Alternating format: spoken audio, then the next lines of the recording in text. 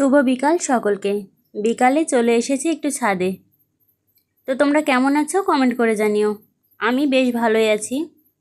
আজ সারাদিন রোদ ওঠেনি, এই বিকালে একটু রোদ উঠেছে। তো এসেছি মূলত আম খেতে, কারণ আম একটু একটু বড় হচ্ছে আর এগুলো খেতেই মজা। ছোটোবেলায় অনেক খেয়েছি। দেখো আমাদের ছাদের উপরের গাছে এগুলো হচ্ছে আম্রপালি, কত বড় বড় আম হয়ে গেছে।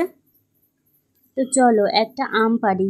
অবশ্য আমের মশলা এখনও তৈরি করা হয়নি, আমি প্রতিবার আম খাওয়ার জন্য আলাদা মশলা তৈরি করি। তো এই দেখো একটা আম ছিঁড়ে নিয়েছি এবং এটা নিচে যেয়ে কেটে খাবো সামান্য লবণ দিয়ে। আর তোমরা কে কে এই বছর এই টক আমগুলো খেয়েছো অবশ্যই কমেন্ট করো। বিকালে এই গরমে টক আম খেতে খুবই মজা লাগে, দারুণ লেগেছে। কিন্তু ছোটোবেলার মতো টক এখন আর খেতে পারি না, দাঁত টকে যায়।